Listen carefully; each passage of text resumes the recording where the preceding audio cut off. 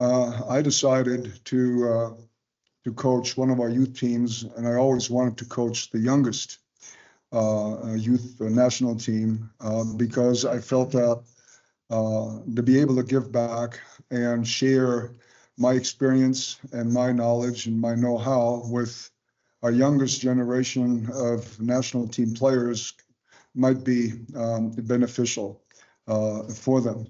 So the first thing that I did, obviously, when I took this job, and obviously it is much more than a job, is I tried to design a system, both offensively and defensively, that would help our young players develop.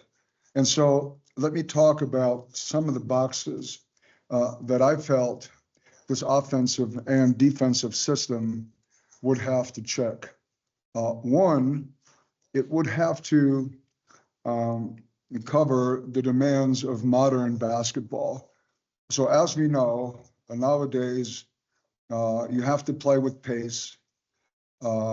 Even in the NBA, they now pressure full court. So you have to be really good defensively. And you have to be able to shoot the ball also from long range. So the three-point shot has become much more important in the modern game. And lastly, you have to make or be able to make really good decisions within a split second. And so that was the first box that I felt our defensive system and our offensive system would have to check. The second one was flexibility. So from generation to generation, we have a different type of kids, right? Like last year, we had Paul Plato. He played the 5 position, extremely mobile, can shoot the three-point shot, a great playmaker, off the dribble even. So the system that we originally devised had to be able to adjust to what Paul does well. We last year had 2 big guards. For example, we had Roko Jerkic, born in 2011, 6'6", tall guard, and so the system had to function in a way that would allow him to play to his strength. In other generations, for example, the 2007 generation with Davi Remagen, we had a super athletic, fast point guard. So in order for the system to be applicable for different generations, it has to be extremely flexible. Then it had to be additive in terms of the system. What do I mean by that?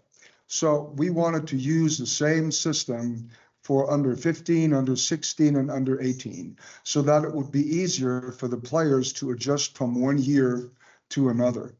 And so the system in general basically had to be the same, but we had to be able to add different layers to it.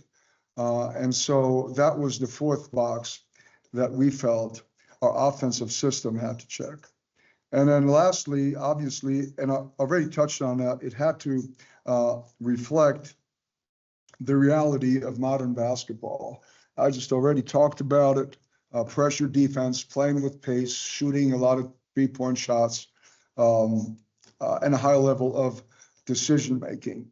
So what we came up with was a 5-out system, asymmetric, that where you create a 2-man side and a 1-man side, where you have different ball handlers, where the big guy can either flow into the offense, and I'm going to show you a clip later on where Paul does exactly that, and it had to obviously give big guys who are great rollers an opportunity to play to their strength, and so on and so forth. So now hopefully you have a bigger picture of why we went to a 5-out system that then would help us get into different actions and different progressions. Okay, so wen muss ich jetzt hier drücken, damit es weitergeht? Du kannst jede Taste drücken, die du willst. Okay. Genau. Okay, so again, as a reminder, okay, so one, defensively, we did not have a super athletic team. We weren't very quick. We had tall guards, and so for us, it was most important to keep the ball in front of us, apply position pressure, force the offense into taking contested shots, difficult shots, and then do a great job of controlling the defensive glass. And so after missed shots, and again, we didn't create a lot of turnover, but that was by design, we wanted to play with concepts and with what we call guardrails only. So there weren't any design patterns. We just wanted to apply basic fast break principles. And we called this part of our offense blitz, because the idea was to blitz the defense before it could actually get set. Then, after made shots, we never wanted to have any type of lag time. And by lag time, I mean 2 or 3 seconds where guys either complain, they put their head down, they look at the coach, and we just didn't want that. What we want is we want for ideally the 5, but oftentimes it's just the closest man to the defensive basket, to take the ball inbounds as quickly as possible, and so get us into offense with hopefully no more than, or no less, I should say, than maybe 16, 18 seconds left on the shot clock. And so we would flow into what we call a preset. And again, that would basically be a 5-out situation, a 5-out scenario. We used a couple of set plays, but only after dead ball situations. I think 2 terms that pretty much define our basic approach to the game is pressure and pace. So defensively, we wanted to apply as much pressure as possible. We wanted to be disruptive, and we wanted to create a lot of running opportunities with either our blitz or flow offense. In terms of the pick and roll defense, we either jump switch, which we mostly did with power, or we went to a hard show, which we did with our other 2 5-man. Obviously, when the 4-man was guarding the screener, we would always automatically jump switch that situation.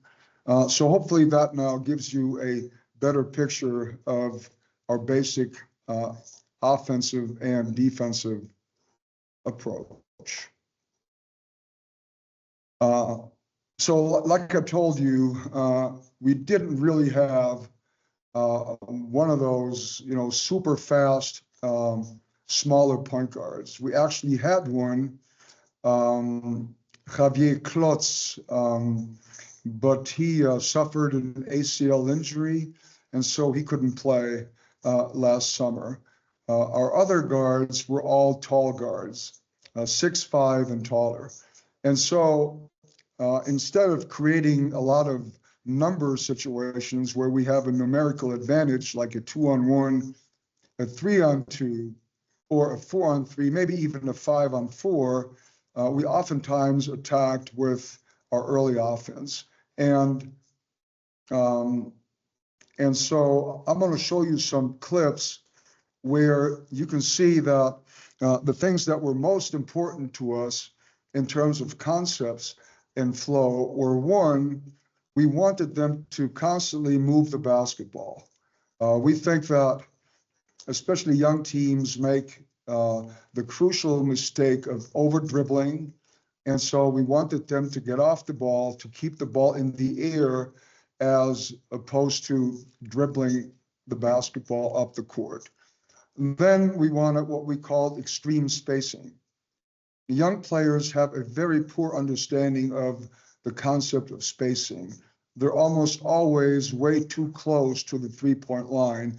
And so that is why we use the term extreme spacing, or we use the term 4-point line. I already talked about the concept of not having any lag time. And then lastly, we wanted them, like especially out of pick and roll situations, to be extremely decisive and get off the ball quickly. We don't like it when they start killing the grass, which is what we called when players start over dribbling. And lastly, and I want to elaborate on this principle just a little bit. And you'll see that most national teams at the under 16 level are also pick and roll heavy. Why? Because I feel like it is our responsibility as coaches, not just my responsibility, but also your responsibility to get them ready for the highest level possible, whatever that may be. And if you're an under 16 national team player, obviously, we're hoping that at some point you will play in the BBL, maybe EuroLeague, maybe in the NBA, hopefully for our senior men's national team. And the one thing that you have to be able to do as a guard, or nowadays, even as a 3 or a 4, you have to be able to run the pick and roll. And if you're not able to do that, I think it's very difficult to get on the court at the pro level. The second thing that you have to be able to do is you have to be able to attack closeouts and then get into drive and kick, or what we call blender. And so that is the second part of our offense that we feel is extremely important. Is not just to, move the ball out of the pick and roll, but it is also to then be able to attack the closeout and take advantage of what the defense has given you. So let's look at some clips now. Here you see us in the black uniforms. And okay.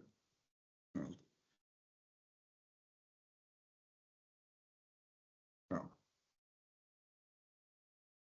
That's not speaking. I told you I would screw this up. Das war schon eingeplant, dass du es einmal darfst. Einmal ist kein Einmal. Super. And can I stop this now? Ja, nicht Okay, so here's Rocco. Okay. Now we're in a situation where this was a Spain action we ran out of flow, which gives us an initial advantage, and then we try to exploit that advantage. Now here's a situation, we call that grab and go, where a guard rebound the basketball. All right, we make 1-2 passes and we attack. And this was again Ako Jerkic attacking the rim. Again, Marco Wolf could have dribbled it, but no, he's supposed to move the basketball. And I think that's a really important principle. Again, a box out by Anton Buck, okay, pass. And as we all know, the best three-point shot in the game is the corner three. Rocco creates, very creative move. And again, and so that's something that we worked on in practice a lot. And it's not really a fast break, as you know, it's early offense. Now this is more of a fast break, again, which is what we call blitz, rebound, grab and go, right? Now get rid of it. And again, another corner three. As you all know, you can't run if you don't rebound. So we worked extremely hard on box outs and rebounding the basketball. And you can see me there on the side trying to make them run really hard. Dirk, da sind ein paar Fragen. Do we stop this? How can we Ja, stop klar. this? Ja, wir können das jetzt nicht wirklich stoppen. Then let's do this after Ja, the okay, lesson. alles klar. So again, here, as you can see, you know, it's all about getting off the ball and moving the basketball to the open man, which is very hard for young players to do. Pass, pass, pick and roll. Now, Paul is a pick and pop player, so he had the option of either rolling or popping. Here, Kenan Udom does a really good job of shooting the gap, you know, not just putting his head down, but looking for an open man. As you can see, this was 5 out. And then we really worked on cutting and not just standing around, which I think is an important ingredient of a functional half-court offense. Pass, look, pass, pass, right? Pick and roll, one more pass. Now we have an advantage.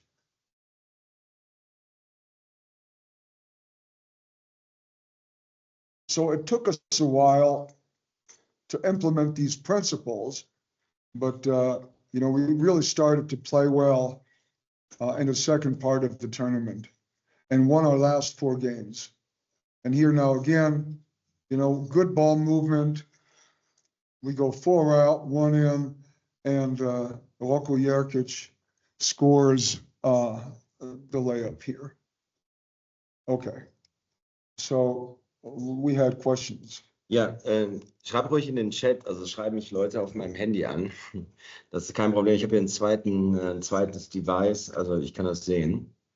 Wie gesagt, ich will mir ja nichts nachsagen lassen, nachdem Ray Fokus so einen Job gemacht hat. Dirk, es geht um Rebounding. Was war dein Rebounding-Konzept? Du kennst ja sicherlich das Thema Tagging Up. Was war dein Konzept sozusagen nach Würfen? Well, okay. So that gets me to a point that I would like to make, okay? So everybody likes the new sexy toy, right?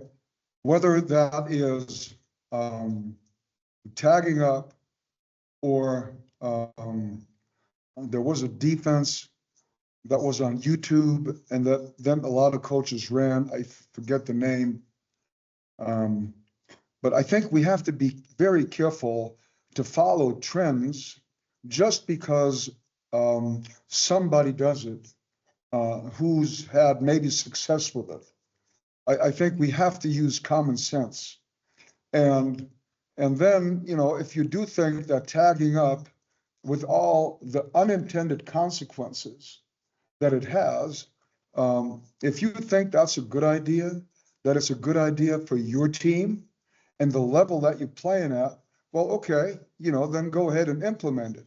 But just because a coach from Australia and then a coach from Finland did it, I don't think that's a good enough reason to copy it. I think it's always a bad idea to be a copycat. I think you have to use common sense and not just copy things because, you know, they're modern or, like I said, they're the sexy new toy. So no, we did not work on tagging up. We did not attack the boards with 5 people. We did it in a much more conventional way. We sent our 3 front court players to the glass, depending on the situation. And did we try to push people in? Of course, but that's not a new concept. I mean, it just isn't. But we always had 2 back. And so that's what we did. And in terms of defensive rebounding, you know, players at all level, and I've coached pros for many years, they all make the mistake of just looking at the ball.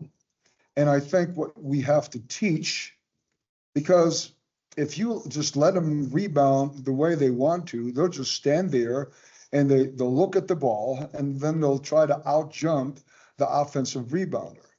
And so what we teach is, you got to locate, right? So you have to take a look and locate the nearest offensive player. So you locate. The second thing that you do is you hit.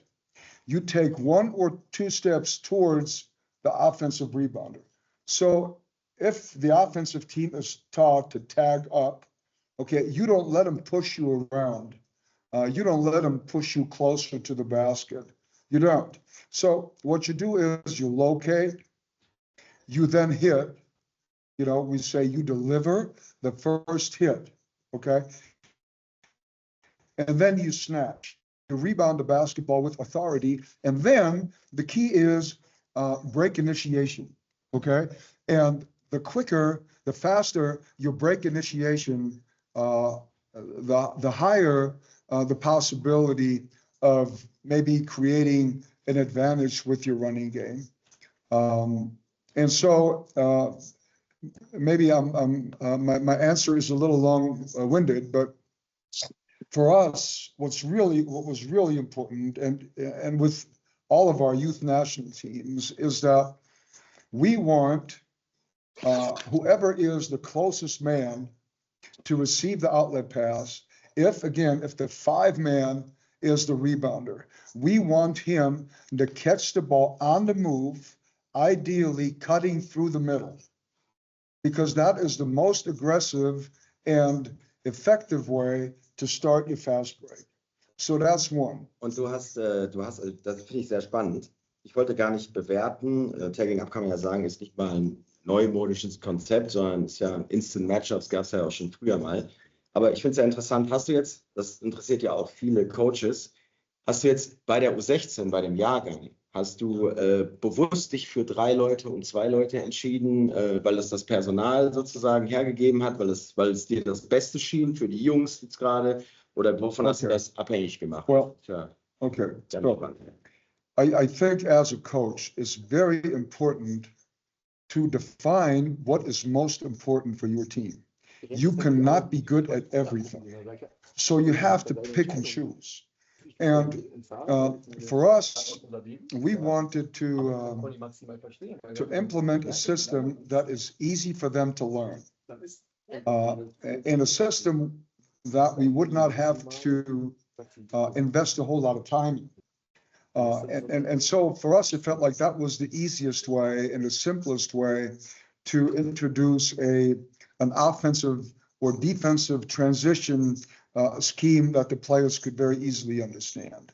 And again, going back to what I just said, I think, again, it's very important to understand what is important and what's not important.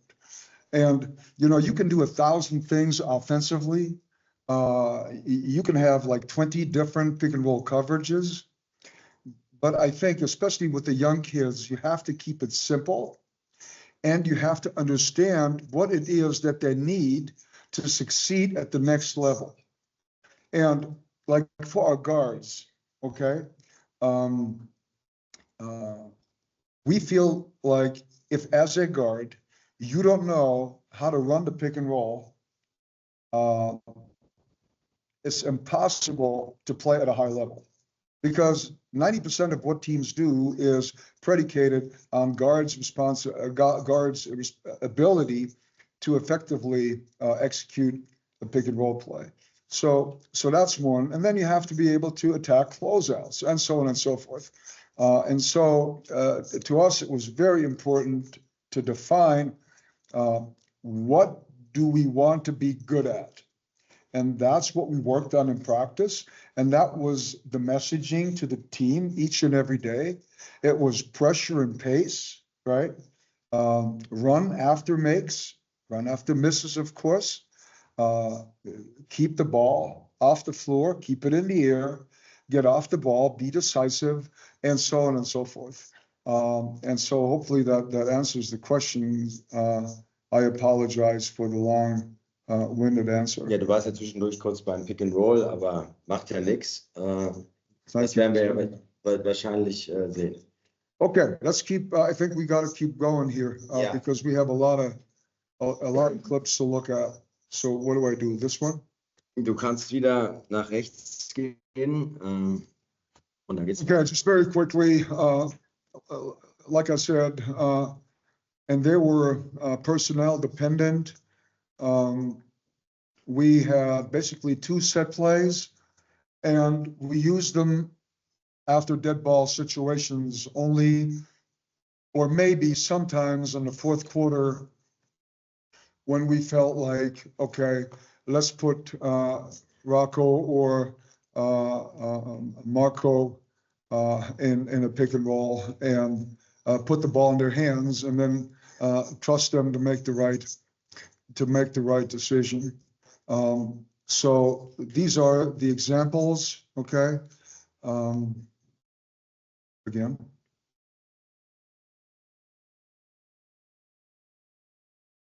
And again, we wanted to keep it simple and have movement and rhythm. And here you can see everybody is moving, the ball is moving. We get it side to side twice, and then we go to a pick and pop situation with power. And basically, you know, that's the principle of what we're trying to do with our half-court plays, is just have rhythm, get as many people involved as possible, be decisive. Okay, here we get fouled.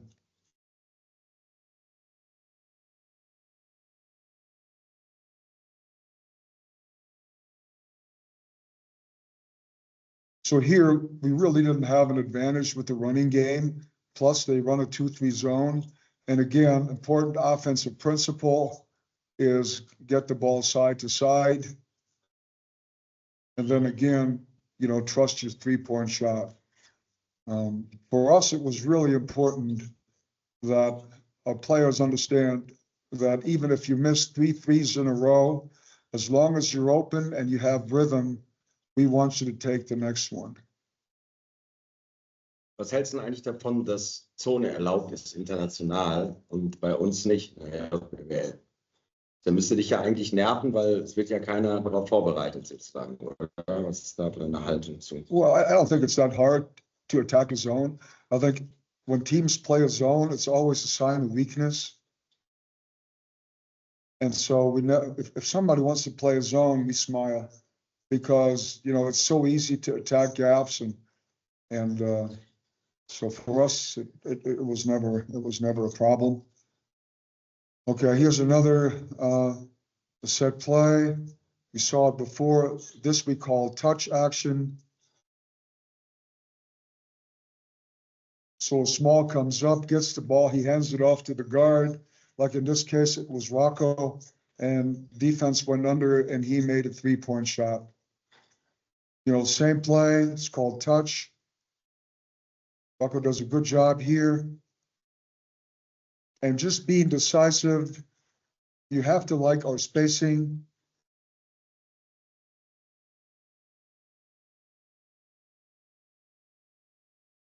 And again, just a little bit of movement to create an advantage. Again, at the end of the day, you know, it doesn't matter whether Finn makes the shot or he doesn't. It's all about playing the right way and trying to make the right play. And that is what Rocco does here.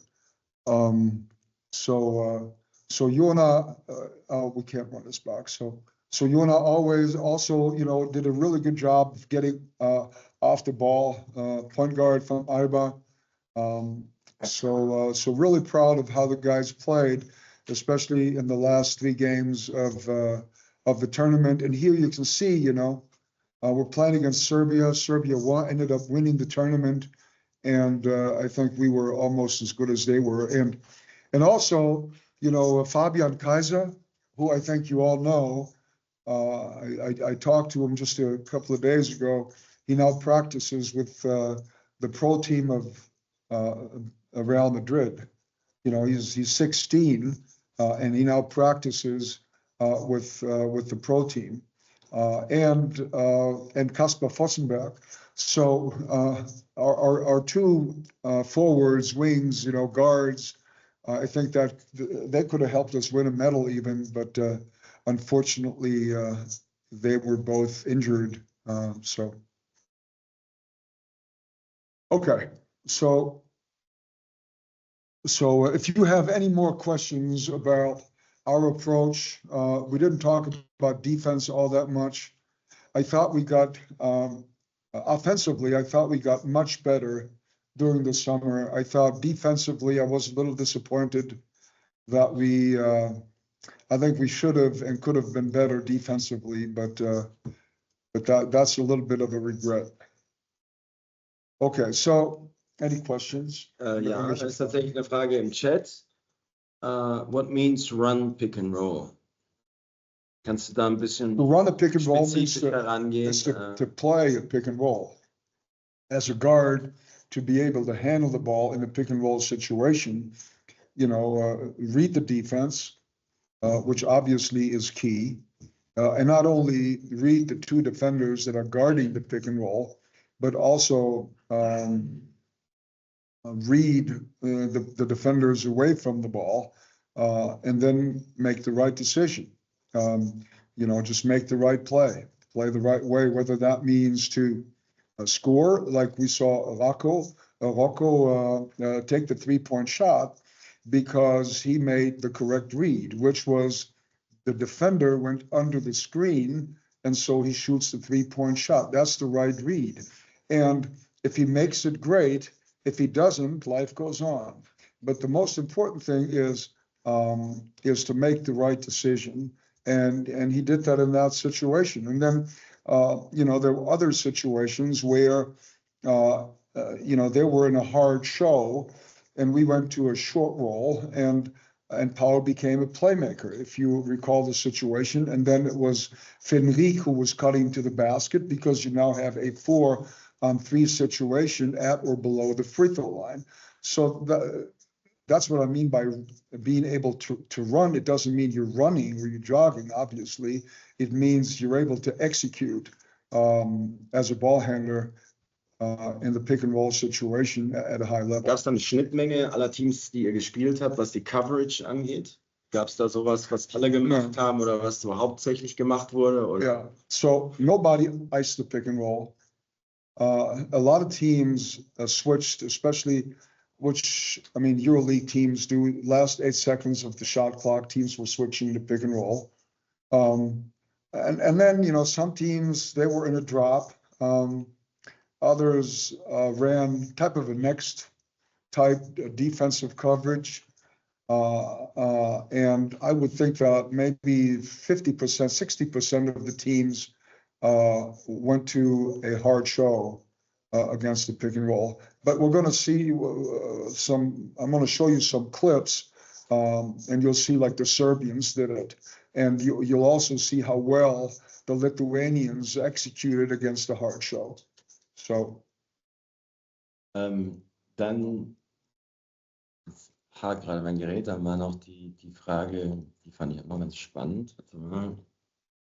Ob du dich daran erinnern kannst, was so die motivationale Message war, to get players off the ball as they entered the offensive side. Weißt ja, das alte Lied in der U16, ne? Well, it's not easy to do that. Wir reden über U16, natürlich. Yes, it's easy to do that.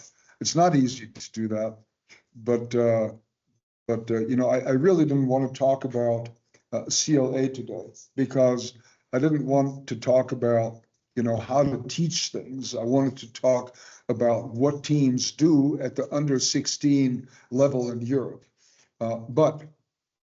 Ich glaube, die Frage bezieht sich auf das Turnier. I understand. But so one of the teaching methods that we use was, for example, we made them play with a handicap. So they only had 3 dribbles for the whole possession, or nobody could dribble the basketball more than 2 times. So that forced them. They really didn't have a choice. If you only have say 3 dribbles for the whole offensive possession, you better use these 3 dribbles wisely.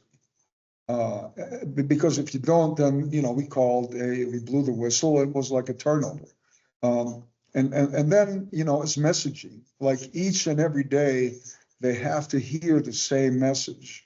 And when they're moving the ball, you have to praise them. You can't just say nothing. So when guys make, you know, the extra pass, and then say a hockey assist, and then an assist, you have to praise that. And you have to positively enforce these types of decisions. And that's very important too, because I think oftentimes coaches only criticize. Like when players don't make the pass, they'll interrupt practice and they'll say, well, you know, you're supposed to pass, why do you dribble? Well, I think that's not very effective. I think what's more effective is positive reinforcement, is praise, especially with this young generation of players. Also du hast jetzt nicht speziell, du hast gerade von Dribbellimitierung gesprochen, um das Ganze so ein bisschen zu trainieren. Oh, we have some passing drills too that we did every aber du day. hast jetzt nicht den Spielern irgendwie was mitgegeben, so unter dem Motto, warum das Aufbauspiel A so wichtig ist und B das Freude bereitet. No, I think it's very important, especially with, you know, not just young players, but with every player nowadays, is you have to coach the why. You know, you have to coach the why and explain to them why it makes sense to keep the ball moving. One, and we call that the sitting duck syndrome. It's easy to shoot at a sitting duck. Wenn eine Ente einfach nur auf dem Wasser sitzt, dann ist es leicht, die zu erlegen. Aber wenn die Ente fliegt, viel schwieriger. And so we want the ball to move because now the ball becomes a moving target. And that makes it so much more difficult for the defense to lock into what you're doing. It makes it so much more difficult for everybody defensively because you have to shift the load to the ball and so on and so forth. So that's why, you know, from a conceptual standpoint, it's very important to move the basketball. And from a motivational standpoint, it's very important because, you know, you might know the quote. It's a JF Kennedy quote, and it goes like this: when the tide comes in, all the boats rise, which means that if the whole system is successful, then everybody is successful. If I'm moving the ball, I'm going to get the ball back because now everybody does it. And so it becomes real contagious. Ball movement becomes contagious. The ball has a different energy. It's much easier to shoot if the ball is moving as opposed to shooting it off the dribble. So again, you know, we explain to them why we want them to move the ball the way we did. And again, you know, I think it's a great question. You have to coach the why. Du hast ja bei der JBL Coach-Training und so ein bisschen davor im Austausch mit mir beim DBB immer bemängelt, dass wir zwar irgendwie mit sozusagen den Vorteil spielen können in Deutschland, gerade jetzt in den 15 oder 16 Bereich, aber wir haben Schwierigkeiten, den Vorteil zu kreieren, zu generieren. Da ist jetzt die Frage, was war jetzt dein Eindruck nach der EM sozusagen? Was ist problematischer? Also du scheinst ja sehr im Reinen zu sein mit dem Off-Ball-Movement. Jetzt in der No, I think our kids did a great job. They really did. You know, especially offensively, defensively, like I said, I wasn't all that happy. I think we should have been more aggressive and we should have been more disruptive. But yeah, I thought offensively we had great rhythm and really good ball movement, and everybody was unselfish, and that's very difficult for a 15-year-old to do if he's used to being the best player on his team and having the ball in his hands all the time. And that's why I'm really proud of them, the way they, you know, they executed that particular concept. Okay, now we have four. Es wird sich bedankt für eine gute Antwort. Ja, danke. Danke zurück. So, Da kommt schon die nächste Frage. Also, der Austausch ist da. Also, ja. What was your spacing concept against hedge, pick and roll defense and against drop down? Did you have different principles for it, or you just played the usual four-point range spacing? Did you implement passing principles like PPP, or you gave the players the fully freedom? Well, okay, so that's an answer for a whole clinic. Ich habe es befürchtet. Yeah, Aber and maybe we can do one just on the pick and roll. Ja, super, unbedingt, weil wir wollen ja ein bisschen austauschen. Yeah, but I'll try to keep it short. So depending on the coverage, your spacing has to be different. Why? For example, if the defense goes under the screen, you try to create an advantage by pinning the guard and maybe get a wide open 3-point shot or forcing a switch, which you could then attack. But if that wasn't possible, you go to a rescreen. And so the player who usually fills up top at the slot, he has to wait and read the ball handler. And so that obviously changes your spacing, and which is almost as important, your timing. So spacing and timing are very much connected principles. Okay, and I think it's difficult to just talk about it. I think it would be better if we would be able to show you some clips, but I think for now, because I think we really should look at some of the other countries, the really good ones before everybody goes to bed. And I'm old, so I need to go to bed early. Just kidding. Okay, Du bist ja aus Spanien hier direkt, hast du eigentlich über 3 Tage wach. Yeah, but it's basketball and you love it and you have a great passion for it, so it's all good. Und die Cola-Zero-Vorräte des Hotels sind leer, aber das wird aufgefüllt. Aber sowieso. Okay, let's talk about France, okay? So by far, they were the most athletic team in the tournament. And their style of play reflects that. Like, for example, us, we were a low-risk team defensively. Not Serbia, but say Lithuania was a low-risk defensive team, not looking to turn the opponent over, not looking to create steals. For us, that just didn't make sense because we didn't have the quickness to do that. But obviously France, with its athletic ability, the length, the explosiveness, that was the right approach. And so, their whole thing was to create offense with defense.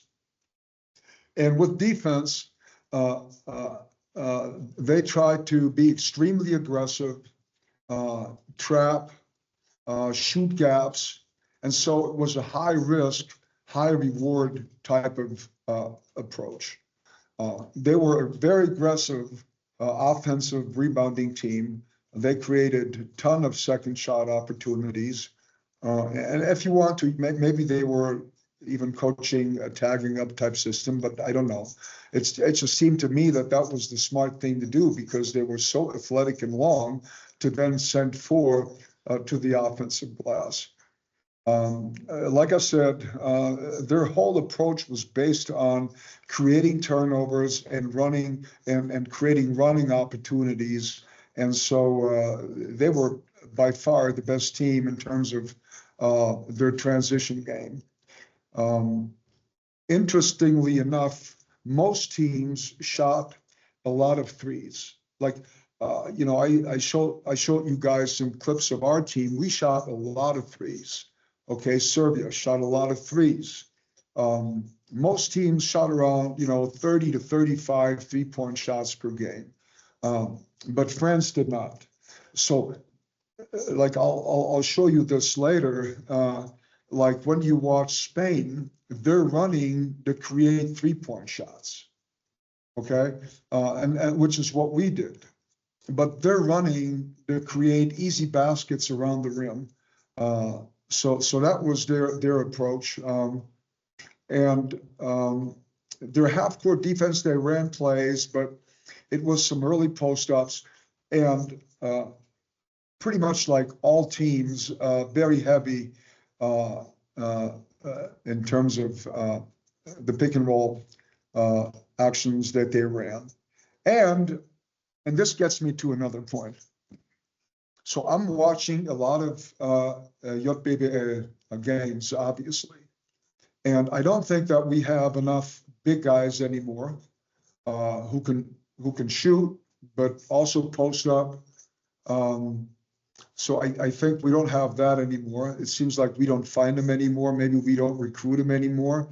But to succeed at the international level, you have to have good bigs. Ideally, modern bigs who can also shoot, maybe even create off the dribble. And the second thing that I think we're not doing anymore is trying to find super fast point guards. Like the Serbian model was always the big point guards, right? That was the Greek model for many years, was big point guards. Spain always has at least one, usually two super fast point guards, which obviously really helps their transition game. And I think what we've done is similarly to soccer, as in football, is we're just looking at size. We want the big point guards. Well, in the modern game, you have to play fast. And I think it's very advantageous to have at least one super fast, super quick, small point guard. And so I think we have to start looking to find those types of players, because that's what you need in the modern game. Just look at Dennis. You know, Dennis is like 1,85, maybe 6'2", maybe, but super fast. And okay, so the shot diet, again, mostly shots around the basket. Not that many 3-point shot attempts. And so let's look at some clips. Yeah. Du kannst, genau.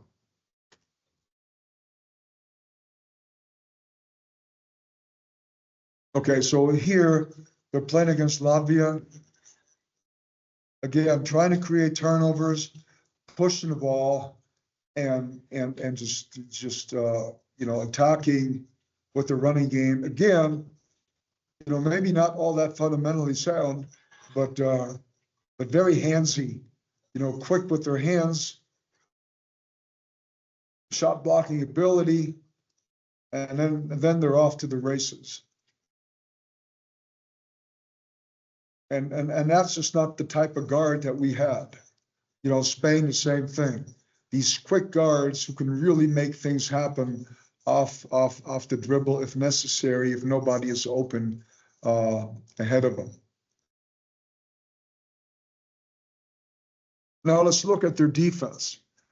One, you would think that a team that has the type of athletic ability and length that they have would not have to rely on sound fundamentals. But when you watch their closeouts, their footwork, the way they deny, you can tell they're working on their defensive fundamentals. And also conceptually, they're very sound. Everything they do defensively, how they trap, where they trap, how they defend the pick and roll, how they rotate, it all makes a lot of sense. Plus, they play really hard. And I'm gonna say this in German. Wir hatten einen Berliner Trainer, der war hervorragend im letzten Sommer und jetzt auch, Enrico Kufur. Und Enrico im Training, wir versuchen immer hohe Intensität, viel Energie. Wir sagen den Jungs, nicht dribbeln, passen und nicht joggen, sprinten. Okay, so einfach die Message. Und trotzdem war seine Rückmeldung nach 3, 4 Trainingseinheiten, wir sind aber lasch. Die spielen aber lasch. And when you watch Spain, you watch France, you watch all these teams, man, they just play all out, all of the time, every time down.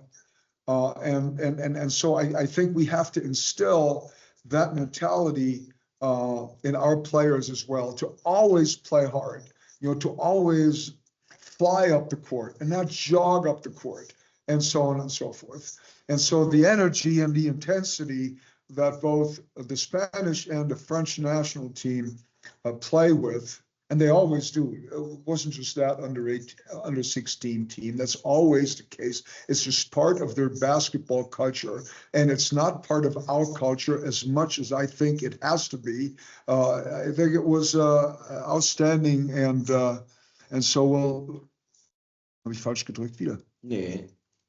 Du kannst aber weiter Deutsch sprechen. Es gibt einige, die auf Deutsch übersetzen. Mit einer KI. Wenn du willst. Na, für mich leichter fast Opfer. Okay, so here again, they pick up full court. Look at 79, So that's what we call a hawk stance. And then they shoot the gap. And again, they're picking up full court. Look at their hand placement. They play what we call hand on hip. That's a good closeout stance. In our case, we wouldn't want to allow any dribble penetration towards the middle, but, and again, hand on hip.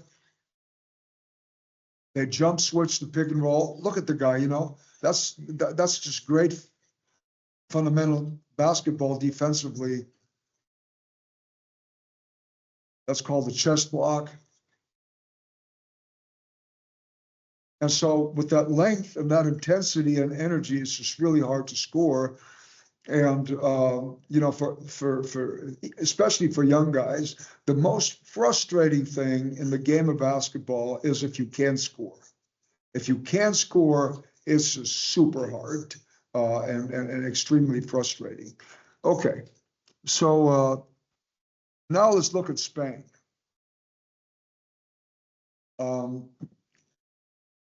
To me, it's extremely important that you develop a culture and what I would call a collective identity.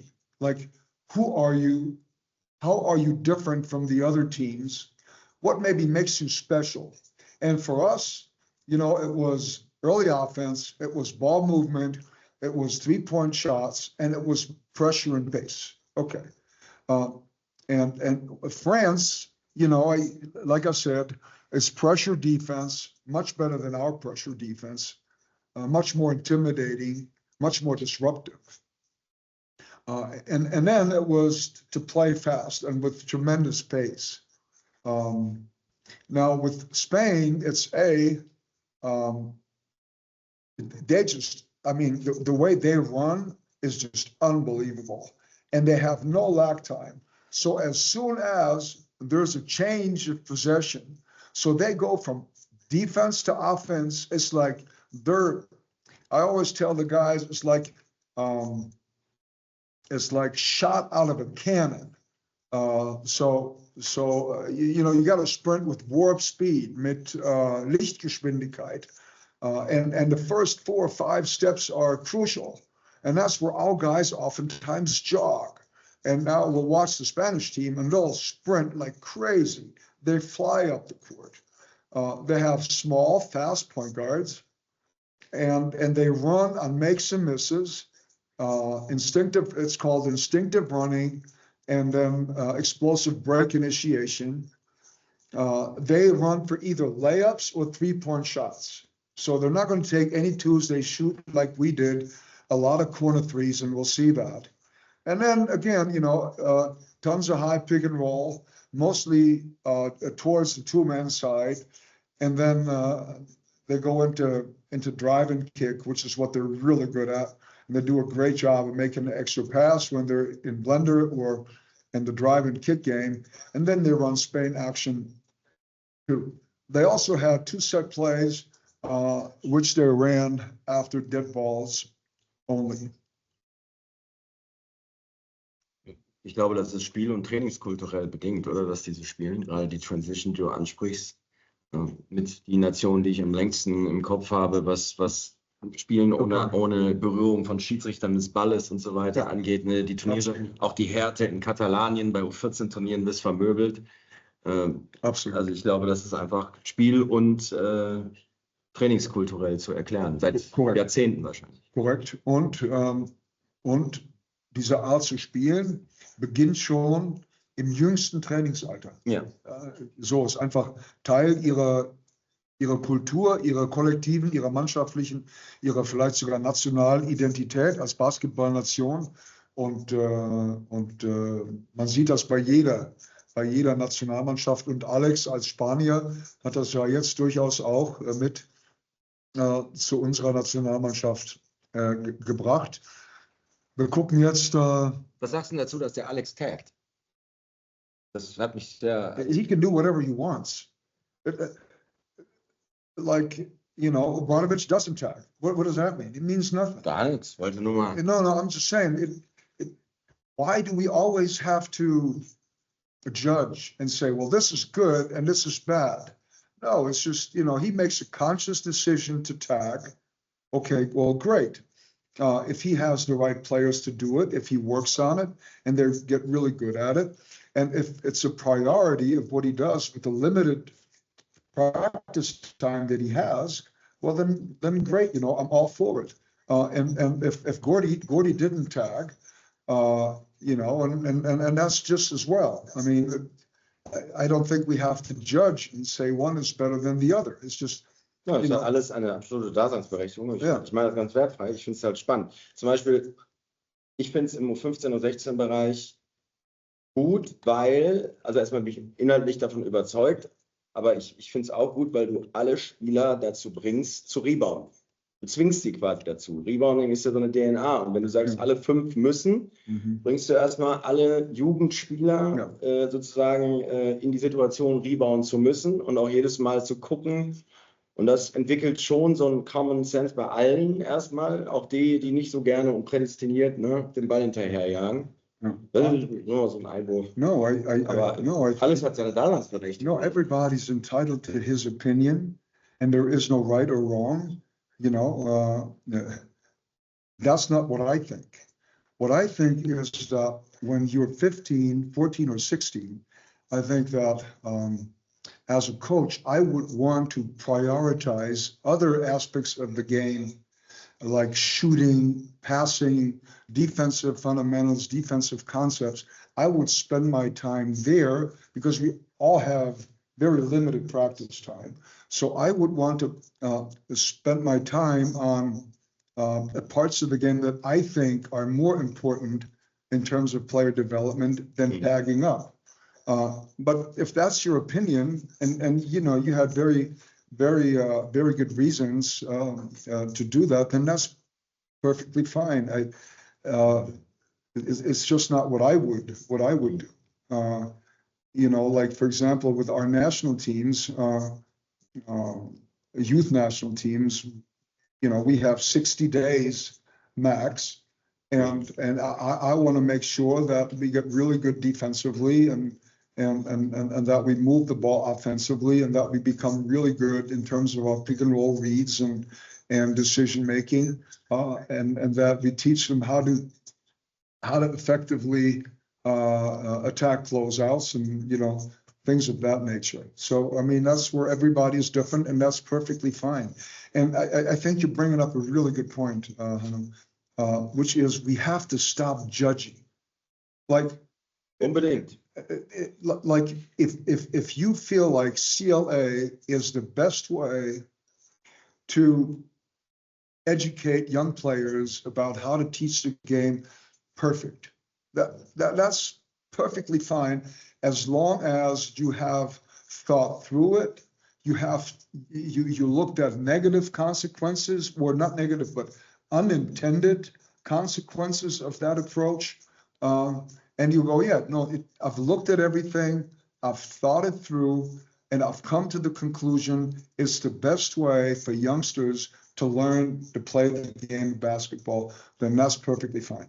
And if you go like, no, I think that fundamentals are really important and you can't play the game with sound fundamentals, if you find the right solution, but you can't execute it because you can't make a left-handed pass, and so on and so forth, then I think that's also an opinion that to me makes a lot of sense. So but you know, to say, no, this is bad because it's like old-fashioned or old school, and this is bad because it's like not proven yet, or whatever the case may be. I just think that's, you know, because it divides us.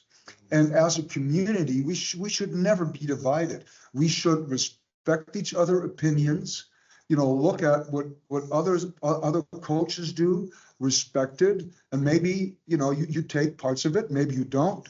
Like we take parts of the CLA approach and we implemented it in practice, you know, but that doesn't mean that we do it when we work on defense.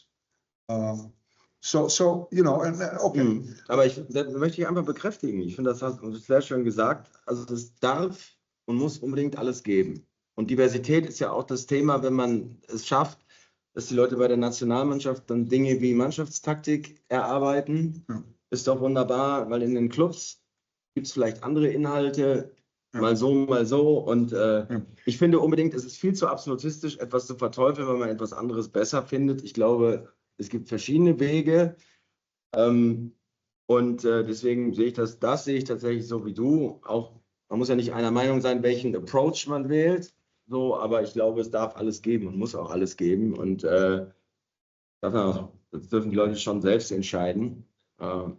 Ja, 100%. Und dann kann man sich darüber austauschen, ne, warum man überhaupt diesen Ansatz wählt. Und du kennst ja meine Meinung, warum exploratives Lernen und Lernumgebung und so weiter und das Steuern dieser, was auch gelingen muss, was übrigens auch nicht einfach ist. Aber schau mal, ich verstehe ja nicht mal die Worte, die du gerade benutzt. Exploratives Lernen. I'm like, what the fuck's that? Komm, jetzt macht er mal. Nee. No. But here for the foreign coaches, okay? So here's what I want to say, and then I think we have to keep looking at the other teams too, because it's already almost 10 o'clock. So I think let's all have an open mind. Let's stop judging. Let's learn from each other, and understand that at the end of the day, we're a community, and we all want the same thing. You know, we want to make our players better, and we want to put a good, fun, entertaining, successful product on the court. And, you know, and then we use different methods and so on and so forth, and that's perfectly fine, aber man soll, glaube ich, nicht ideologisch daran gehen oder verteufeln oder von Anfang an nicht zuhören.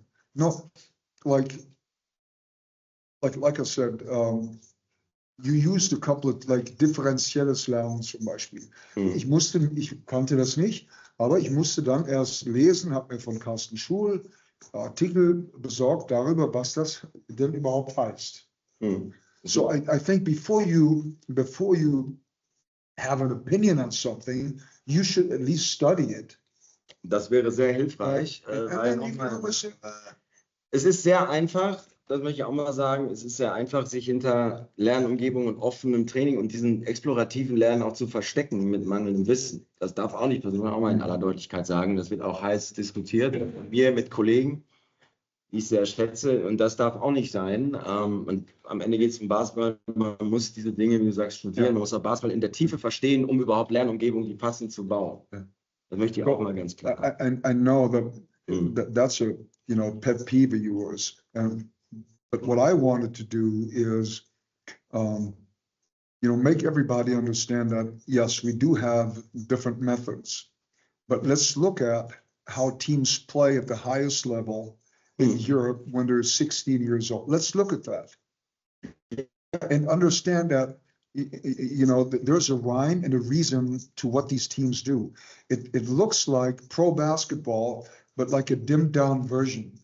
They're not just running up and down and tripping over each other. There's a rhyme and a reason, and there's concepts and principles, and sometimes there are even patterns, and sometimes it's even scripted what they do. And so let's look at that, and then, you know, whether you like it or not, then that's up to you completely. And, you know, if you're like, oh, I think I like this, I would like to incorporate it more, then that's perfect. And if you're like, no, in 10 years, everybody's just going to play like the Miami Heat now, you know, just drive and kick and play one-on-one and blah, blah, blah, then that's fine too. You know, like I said, you know, we shouldn't judge. Okay, so let's look at, I think we're looking at Spain's, of the Spanish team. Genau, Rechtsklick. Ja, genau. Wenn man rechts, dann kannst du nichts falsch machen. Again? Ja, drück nochmal. Ja. Da passiert oben da irgendwas. Achso, entschuldige. So. Okay, so what we want to look at is they really run and they push the ball, and then again, you know, the corner 3-point shot. And, you know, it's too bad that we can't pause the clips, but they always, you know, coaches always talk about paint catches, or paint touches rather. But if you look at the good teams, they always make the early pass. Like our guys, they take 2-3 dribbles and then they're way too deep to make the proper pass. And the key is to make the early pass.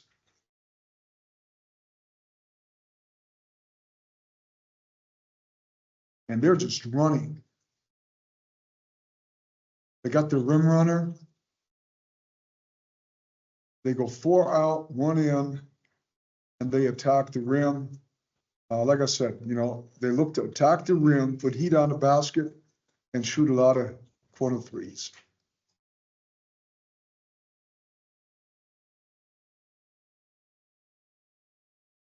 And with the pace that these kids play, you know, I think it's really hard to tag up.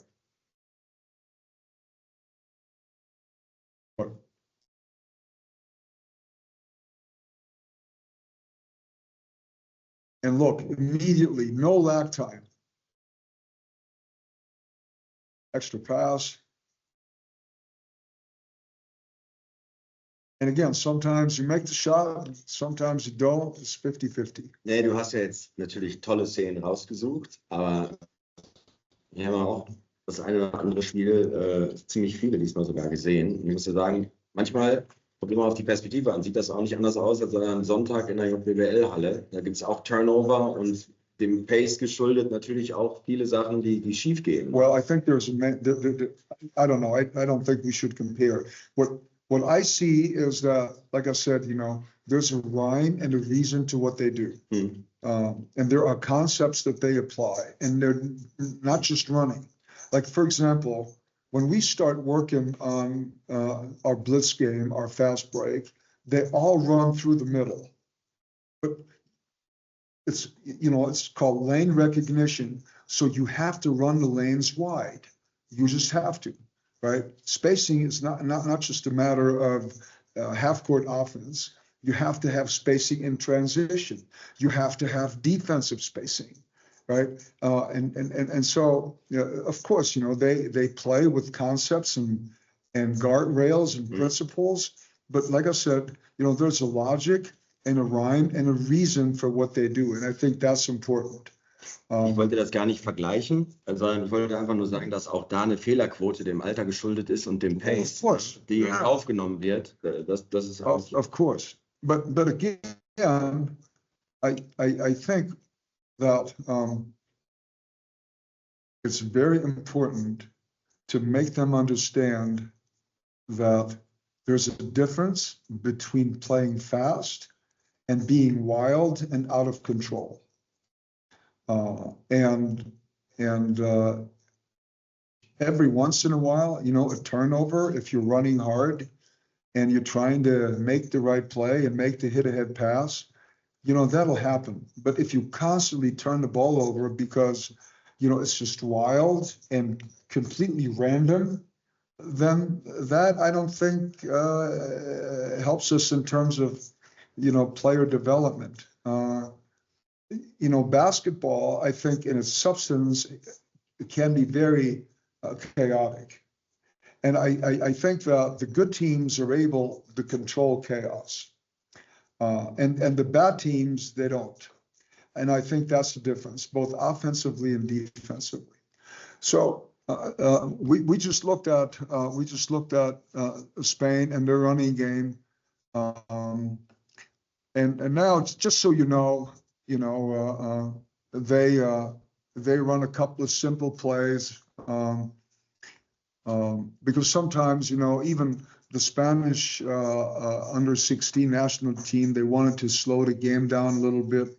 Maybe they're up 10 with 3 minutes left to play. Maybe the other team is out to like a huge run, and they want to change the momentum of the game a little bit. But usually they ran these 2 plays only after dead ball situations. So here's one of them. And even here, they try to get into offense quickly. So this is like a little wraparound here into a pick and roll. Well executed. Good defensive play. It's the same thing. I don't know what happened, but it doesn't matter. So again, the guard wraps around the 5, and the 5 ends up setting an on-ball screen. They find the roller, but again, really good defensive play. So here the guard, really good guard, by the way, number 13, makes the early play call.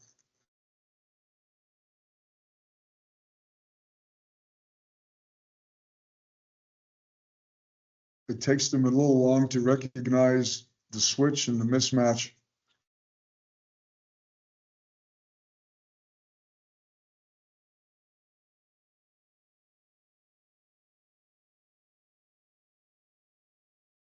A similar play, but obviously different options out of it.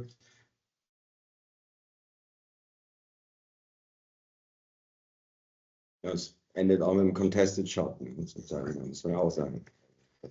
Well, yeah. In dem Fall, yeah, but they ran a couple of preliminary cuts and to move the defense, and then they got into the pick and roll, and at the end of the day, it wasn't successful. But it's basketball. What are you gonna do?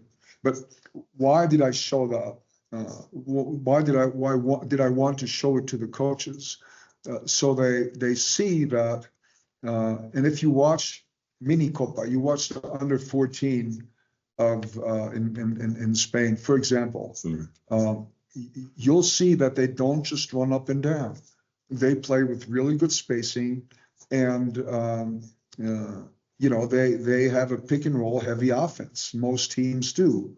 Why? Because like I think a few years back, the German coaches, we were talking about the fact that the Serbians said, well, we don't play pick and roll until we're under 18 or something. And then just because the Serbian coaches said that, we're like, okay, well, the Serbians say it, so I guess, we're not going to go pick and roll until we're 18. And that's just the wrong approach, I think we have to use common sense, right? Look at how do we have to develop our players to then play, hopefully, at the BBL level or the national team level, and so I think that's the approach that we have to take, and not.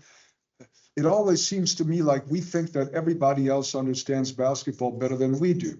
Like look, Spain, they always play fast. Well, das finde ich spannend, weil ich bin ja gefühlt aufgewachsen irgendwie, dass wir immer nur kopieren. Aber wann würdest du denn sagen, gibt es eine deutsche Identität für dich? Gibt es die? Oder wann ist die aufgekommen, wenn es die gibt? Das Gefühl? No, I don't think we have that. Why? Because, and I know I'm going to get criticized when I say that, but in Spain, what the percentage is, but 90% of the coaches are Spanish. And a lot of them were ex-players too. And if they weren't, then they came up through the system. So they all look at the game, not the same way, but in a similar way, because that's how they grew up. In Turkey, like I was watching the under-14 championship in Turkey, and it was one set play after another. Like really, it was, you don't want to judge, but it was god-awful. Okay, Yeah. it was, and I don't think it's a good way to develop players, but that's how they play the game, you know, because 10 years ago they did it, 20 years ago, 5 years ago, and, you know, we played against them 3 days ago. Well, one, they beat us up. They really wore us down, you know, with the physicality and the toughness, and they pushed us around, and that's why 2 of our kids got hurt, because they're not used to that. And they ran like 6 set plays, 6, after 3 days of practice, because that's what everybody does, and that's because they pretty much only have Turkish coaches in the top league. Now, again, I have nothing against foreign coaches in the BBL, nothing, and I think it's important to have them. But I also think that the BBL needs to do a better job of protecting the German coaches. And I think the only way for us to truly develop an identity or a German basketball culture is, you know, if we don't have like a 10 to 90 ratio in terms of German and foreign coaches, but maybe 50-50 or 60-40, you know. But again, you know, I know I'm going to get criticized for saying that, and again, I don't want people to misunderstand me and then, you know, turn the great foreign coaches that we have against me. That's not what I mean. But I think they all know what I'm talking about. Like, for me, the coach in Turkey, and you know, we're getting a little off track here, but for me, the coach in Turkey, so I had to prove that I had coached a EuroLeague team in like 5 years before I applied for a job in Karşıyaka, and that I had won a medal in some FIBA competition. Otherwise, they would not have let me in. And I'm not saying that's the right way to do it. I don't know what's the right way, but I think I see so many talented young coaches in Germany.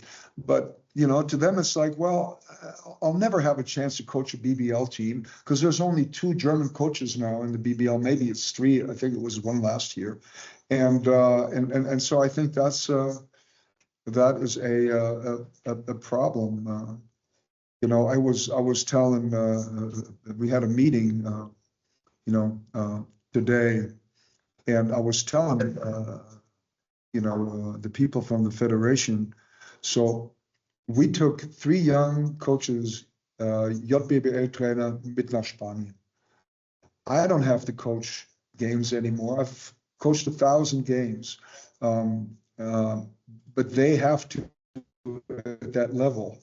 Und dann haben wir die rotiert. Also wir hatten Tom Becker aus Bonn und wir hatten Lukas Scherer aus Frankfurt und Tulif Hirschmann aus Hamburg. Und wir hatten 3 Spiele und jeder war bei einem Spiel Cheftrainer. Also hat die Auszeiten genommen. Ich habe gar nichts gemacht. Ich habe nur hinterher ein bisschen Feedback gegeben, wenn sie wollten. Und einer war Assistenztrainer und einer war Betreuer. Und dann haben die halt rotiert und die haben das so gut gemacht. So gut gemacht und die sind alle nicht mal 30. So gut gemacht. Und ich weiß, wir haben okay. Das ist ja spannend. Das ist ja spannend. Es sind viele junge Coaches am Start. Also das ist keine Zeitverschwendung, um das auch mal zu droppen. Ja. Lasst euch nicht ermutigen. Wenn jemand wie ich das geschafft hat, dann schafft ihr das allemal. So, jetzt schauen wir noch mal ein bisschen weiter, oder? Ja, du kannst ein bisschen weitermachen und dann will ich aber noch mal Fragen zulassen, vielleicht abschließend auch dann langsam, weil leider ist ja wie immer. Wir haben noch unbedingt 2 Nationen, die wir gucken müssen. Ja, dann. Komm, wir haben doch Zeit. Wir haben doch alle, ist doch Basketball. Es ist auch Montagabend. Aber Just saying. Komm, also, let's look at, and so, like I said,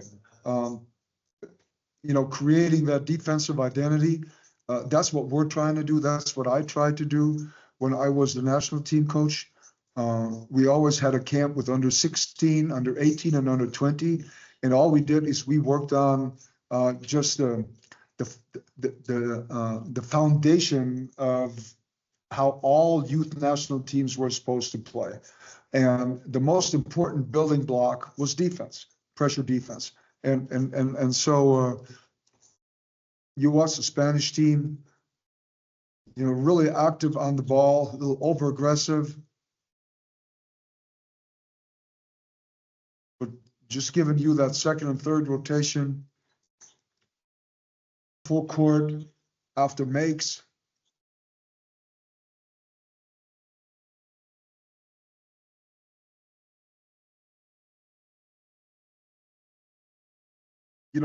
Obviously they're 15, so they're never perfect, but at least they're working really hard. Now number 8 just doing a really good job of pressuring the basketball. They're handsy, gives in a good stance, hand on hip. Defender of the big man doing a good job of walling the ball off.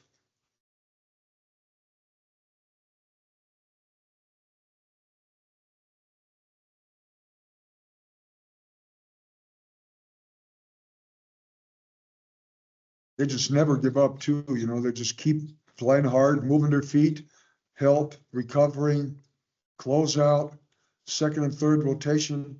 That's just really good defense. Kids just really playing hard and playing with great energy and intensity.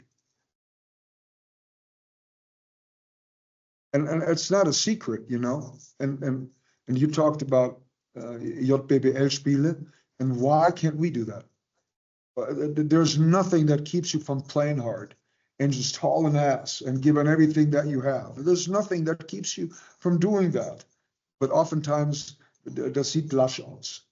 And I think as coaches, we have to demand a certain type of intensity and physicality and energy. I think that's our job. We have to set these types of standards, because if we don't do it, the kids will just chill, because that's what they're really good at nowadays, is chilling.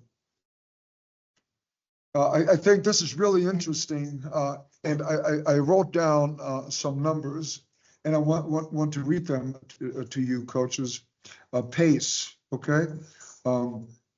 So if you look at, so the French team, and this is not completely accurate, but so 24% of the number of possessions were transition opportunities, 24%. Like EuroLeague, it's like 15-16%. Finland, because they never have big guys, and I think they try to play very fast and shoot a lot of threes. So for them, it's 28, or it was 28%. So the Finnish team played with the highest pace of all teams in Eurobasket under 16, 2025. Lithuania, 19%. So in the past, the Lithuanians always played super fast. They didn't play defense, and they shot a lot of threes. That they have changed. So they have now become a much more controlled offensive team. They're still okay, defensively not great, and they play super smart and very mature offensive basketball. Greece, just typical for their basketball culture, 15%. 15% of their possessions were transition opportunities, fast break opportunities. Spain, again, we saw that 26.5%. So they're really playing fast. And, Serbia, 22%, and us 22% as well. So we were like kind of in the middle. We would have liked to play even faster, but the personnel just wasn't right for that approach. So, you know, and that's fine too. Now, let's look at Lithuania. Like I said, slower tempo than most teams. Highest number of half-court possessions. You know, that's just simple math. They didn't spend a whole lot of energy on the defensive end. It was a rather passive containment type defense. Like almost all of the teams, extremely pick and roll heavy. And that was also personnel dependent because they had really good guards. And then, you know, fundamentally very sound. They can all shoot, they can all pass, and very mature in terms of their decision making. And I'll show you guys what I mean by that. Okay, pretty much what I just said. So here, okay, this is from the championship game against Serbia.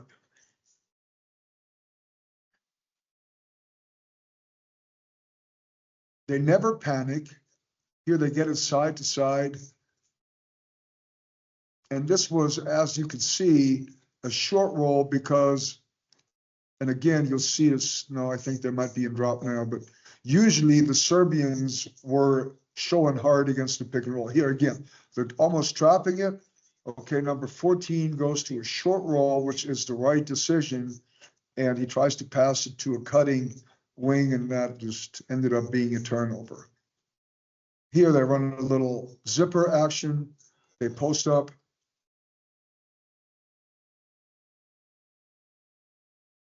One of the few teams that on a consistent basis worked the ball inside to their big guys. So it was a more conservative, traditional approach.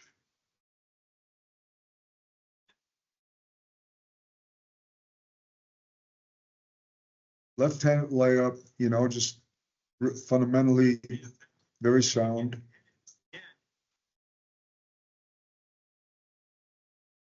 They run a little stagger to get the guy open. This we run too. Again, good execution here. Okay, the Serbians semi-trap, the pick and roll. The big guy goes to a short roll and he finds the corner man cutting to the basket. And again, you know, just tons of pick and roll, all European guards. And again, you know, the trap, the extra pass, very mature. And what I'm trying to say is that if our guys at a young age don't run the pick and roll at all, they'll never get good at it. I think you have to start early because it's not just taught, it's also instinctive. You know, it's just real good basketball. You don't have a shot. If it's not a good shot, you know, you don't take it. Great defensive walk and off to the races. Dribble handoff. I wish we could watch that again because that was the same action that you saw before, but this time the point guard wasn't open, so they ran a back screen.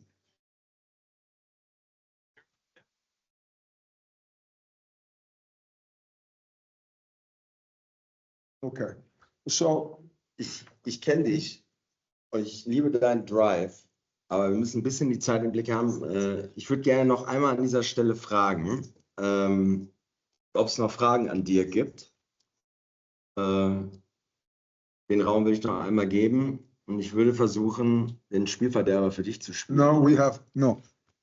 I'm older than you are, so let's look at one last thing. Das kann ich jetzt nicht von der Hand weisen. Yeah. No, this is too much fun. So this is the last team that we'll look at, right? And that's Serbia, and they won. And I think, you know, we gotta respect that and look at them. So again, and this is very advanced basketball, right? They run a pick and roll, but they flip the screen at the last second. This guy ended up being the MVP of the tournament. I think Fabian Kaiser is a much better player than this guy.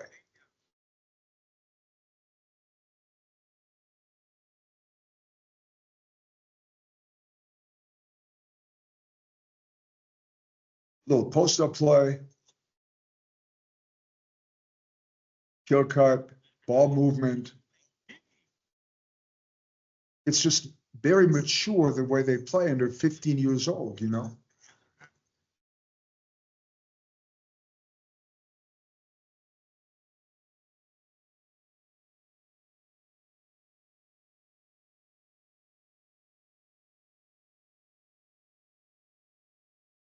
Okay, you don't have anything, you run another pick and roll.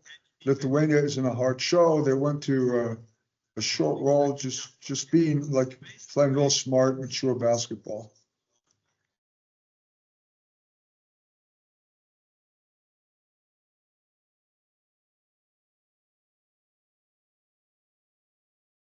Das Spiel war, glaube ich, auch statistisch gesehen das schnellste, oder?